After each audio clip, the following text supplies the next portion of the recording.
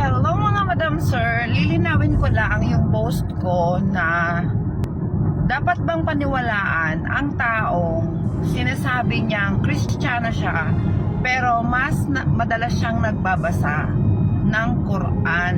Sinabi ko pa na sa palagay ko malilito kung sino mang Diyos-Diyosan ang pinapanalanginan ng hulaan.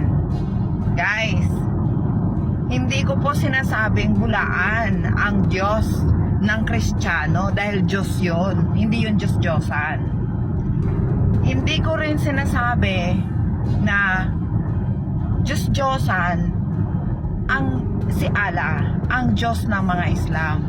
Dahil Diyos nila yun. Diba? Ang mga Diyos-Diyosan, yun yung mga gawa ng tao, na mga halimbawa, mga sinasamba nila, mga kalabaw, di ba? Gumagawa sila ng mga gold para sambahin.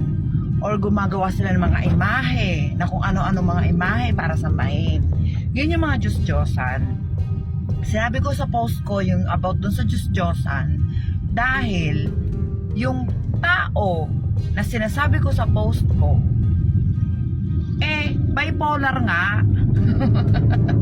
Diba? Ganito lang yun guys papasimplihin ko. Kung Kristiyano tayo, dapat ang binabasa naman talaga natin is Bible, Biblia. Bakit kamo? Kasi ang Biblia ang pagkain ng espiritu nating mga Kristiyano, which is Word of God. Diba? At kung Islam naman tayo, ang kailangan natin basahin ay Quran. Kasi syempre, tulad ng sinabi ko about sa mga Christians, yung espiritu ng mga Islam, yun din yung pagkain nila. Diba? Yun yung magbibigay sa kanila ng kaalaman about sa Diyos na sinasamba nila. So, paano mo masasabi na Kristiyano ka kung ang mas madalas mong binabasa Quran? E di sana mag-Islam ka na lang kung yun talaga ang gusto mo, 'di ba? Kasi malilito, mamamatay ang espiritu mo natin, 'di ba? For example, sa katawang lupa natin, kapag kumain tayo ng hindi pagkain na pangkatawang lupa, ano mangyayari? Di ba magkakasakit tayo at pwede pa tayong mamatay? So, ganun din yung sa espiritu ng tao. Okay? At saka isa pa ito, para sa mga Christian, na totoong Christian, ang sabi sa Exodus chapter 34 verse 14, si Yahweh ay mapamnibuguin.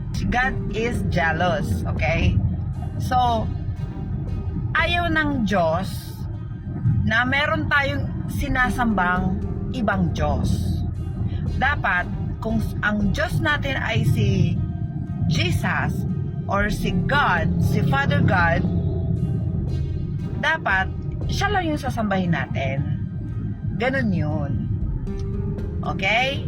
Sana malinaw po Ayaw kong magkaroon ng alitan between Christians and especially sa mga sa mga kapatid kong Muslim, kasi marami akong kaibigang mga Muslim. Yes, hindi ko po minamasama ang Quran at hindi ko rin minamasama ang Christians, or hindi ko minamasama ang Islam at hindi ko minamasama ang Christians.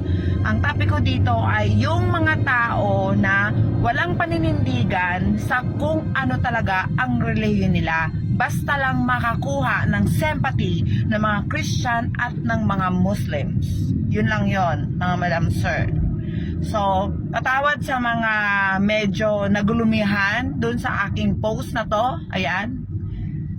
And yun lang po.